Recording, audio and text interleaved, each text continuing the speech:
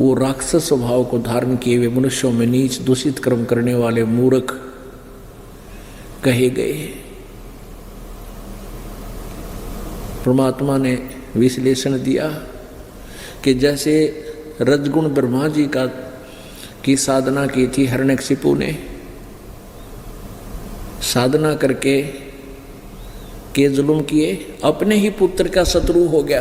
प्रहलाद के साथ वो घोर अत्याचार किए, राक्षस कहलाया और कुत्ते वाली मौत मरा। एक तो भक्ति करें, उस भक्ति से ये प्रतिफल मिलता है। अब क्या बताया परमात्मा ने कि हिरण्याकुश छाती तोड़वाई, हिरण्यकशिपु छाती तोड़वाई और ब्राह्मण बाणा और कर्म कसाई। ब्राह्मण का अर्थ होता साधक। एक ब्राह्मण का वैसे सीधा अर्थ होता ब्राह्मण सोए जो ब्रह्म पहचाने, जो भगवान को पहचान ले, जिसकी परमात्मा में लगन लग जा कि भाई परमात्मा की भक्ति के बिना इस पृथ्वी पर कुछ भी को नहीं, यह मनुष्य जीवन व्यर्थ है यदि साधना नहीं की। इसको ये सारे ब्राह्मण की डेफिनेशन में आते हैं।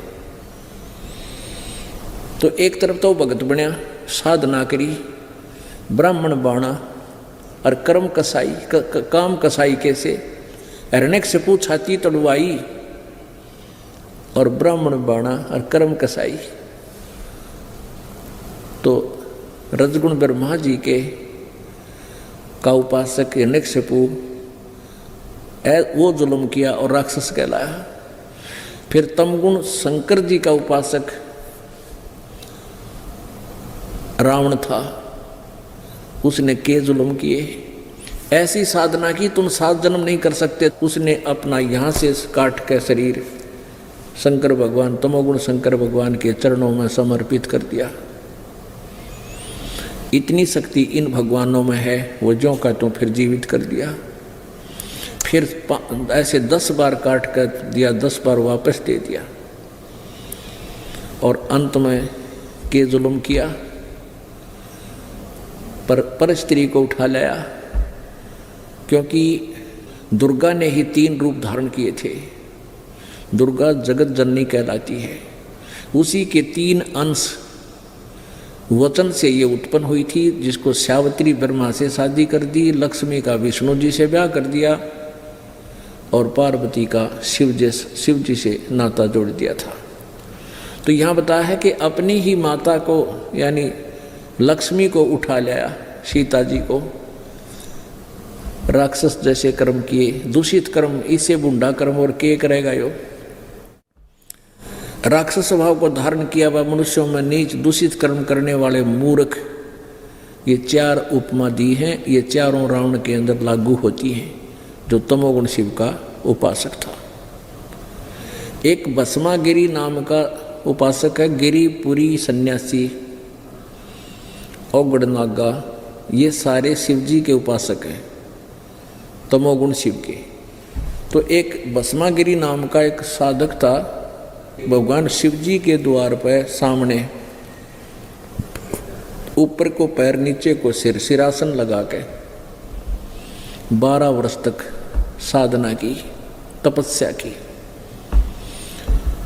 और जब पार्वती जी को देखा, उसके मन में दोष आ गया। उसने क्या सोचा कि श्री शंकर भगवान जी के पास एक भस्म कड़ा है, भस्म कड़ा मांगूंगा और शंकर जी को मार दूंगा, पार्वती को अपनी पत्नी बनाऊंगा। इस उद्देश्य से 12 वर्ष तक शिव जी के द्वार गेट के सामने धरना दे दिया। एक दिन भगवान शिव जी ने पूछा कि बोल क्या चाहता है तू उपासक, मैं तेरे से प्रसन्न हूँ। तो भस्मागिरी ने कहा कि ऐसे नहीं भगवान, वचनबद्ध हो जाओ। अब भगवान शंकर जी ने सोचा कि मांगेगा, एक सिद्धि मांग लेगा, दे दूंगा। कहा भी तथास्तु, मैं हो गया वचनबद्ध, मांग क्या मांगता। तो खड़ा हो गया सीधा सीधे पैरा, और खड़ा होते ने बोला ये भस्म कड़ा दे दे। अब शंकर भगवान ने सोचा भी साधु संत जंगल में रहता है, कोई हिंसक जानवरों से या राक्षसों से बचने के लिए मांगता होगा। निकाल कर तुरंत दे दिया, ले बच्चा। अब क्या कहता है भस्मागिरी, केले शंकर होले होशियार, तुझे मारूंगा पार्वती को पत्नी बनाऊंगा। हा हा हा हा, दांजरे का डर लग गया। तो उसी समय शंकर भगवान जान गया कि तो एकदम रूप बदल गया निकम्मा। और यूँ तो एक बार तेरे सिर पर न्यों कर दिया भस्म। वो क्या था उसमें गुण के, जिसके सिर पर ऐसे करके और ये कह दे भस्म, वो फूंक देता था, ऐसा करंट बने था उसमें। वचन उसका रिमोट था। अब शंकर जी ने तो पता था तो अपने हथियार का कि ये तो एक बार न्यों करे और तू मरा, डांक ठोक दिया, स्पीड खींच दी। आगे आगे भगवान और पाछे पाछे पुजारी, दोनों जैसे जोटियां का पीछे जोटे बाजा गए, ऐसे दौड़े जा रहे हैं और शंकर जी का पसीने आ रहे। पुण्यात्माओं, ये कथा हम पहले ही पढ़ा करते, शिव पुराण में लिख रखी है। और यह मन मना आया करते, हमें अविनाशी कौन है, अजर अमर कौन है। अरे भगवान स्पीड खींच रहा, डर के भाग रहा भगवान शंकर, तो अविनाशी क्यों करोगे? अविनाशी होता कहता आजा भाई कर, कति असर ना हो इस पर। फिर भगवान पार्वती रूप बना के वहाँ प्रगट हो गया भस्मागिरी और शंकर के बीच में, जो वो दौड़े जा रहे थे। तो भस्मागिरी ने कहा तू क्यों कराएगी यार पार्वती? वो बोली मैं आपके लिए आई हूँ। और क्यों भाग रहे हो? रुक जा, ये वो तो वापस आवा को नहीं। शंकर जी ताव को ना, उसने बेरा है इसमें कितनी शक्ति है, आज आप यहाँ बैठेंगे। वो तो खाड़े पार्वती खातिर कर रहा था, उड़े रुक गया, ला दिया फुल ब्रेक, वहीं रुक गया। और फिर पार्वती रूप में भगवान ने कहा कि मुझे डांस करके दिखा, कुछ प्यार कर। भस्मागिरी कहने लगा मैं तो साधु तपस्या करनी आदमी हूँ, मैंने डांस डोंस ना करना आता।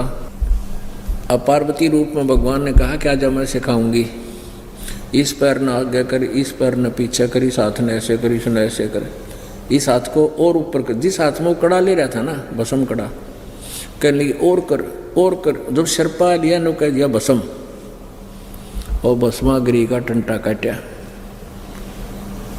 अब उस भस्म कड़ा ने ठाके भगवान विष्णु रूप धारण करके पूर्ण परमात्मा शंकर जी के सामने खड़ा है। उसका भाज्या जो था न कति स्पीड थे, आगे पहुंचे, कहने लगे रुक जा भोलेनाथ, ए शंकर जी रुक जा। अकाजा भाग ले विष्णु, भाजा मर गया हंसते। अब क्या हो गया? भाग ले बस पीछे, आजा भागता भागता बताऊंगा। तो भगवान विष्णु कहने लगा जिस डर से तुम भाग रहे हो उसको मैंने मार दिया। उसका ना जच्चा भगवान शंकर का यूँ कैसे मार दिया? फिर उसने बताया कि ऐसे ऐसे मैंने पार्वती रूप बनाया, और देखियो कड़ा तेरा यूँ ले रखे हमने हाथ में, देखते ले। तब उसने देखा धैर्य सा बांध गया, सचमुच है, कहाँ सचमुच है, कहाँ है वो मरा हुआ? वो मरा हुआ देख लिया ना, जब शंकर का दिल धड़कना बंद होया, अब चाल दिखाऊँ, देखियो मरा पड़ा। तो पुण्यात्माओं, वो उसके बाद वो भस्मागिरी भस्मा असुर कहलाया, तमोगुण का उपासक। अब तीसरा गुण रह गया सतगुण विष्णु की उपासना करने वालों की क्या दशा हुई। एक समय हरिद्वार के अंदर हर की पैड़ी पे एक कुंभ का मेला लगा, और उसमें एक समय निर्धारित करते हैं ये आप कुछ सोन को सोन करके कि इस समय जो नहा लेगा इस स्थान सरोवर में या दरिया में, उसका मोक्ष हो जाएगा, उसके कल्याण हो जाएगा। उस धारणा से ये क्या करते हैं, सभी साधु संत, जिनको हम साधु संत कहते हैं, गिरी, पुरी, सन्यासी, कनपाड़े, नागा, वैष्णु, ये सारे तीनों गुणों के उपासक होते हैं। ये वहाँ चले जाते हैं उस स्थान पर और अलग अलग अपने अपने ग्रुप में इकट्ठे हो जाते हैं। जैसे गिरी अपने ग्रुप में, पुरी अपने में, नागा न्यारे और सन्यासी अलग से, कनपाड़े अलग से, बिना कनपाड़े नाथ अलग से, और वैष्णु साधु विष्णु जी के उपासक अलग से। तो ऐसे ही वहाँ जाकर के कई हजारों की संख्या में, लाखों की संख्या में इकट्ठे हो गए। जब स्नान करने का समय आया वो पर भी निकट आई, सभी अपने अपने ग्रुप के साथ पूरे के पूरे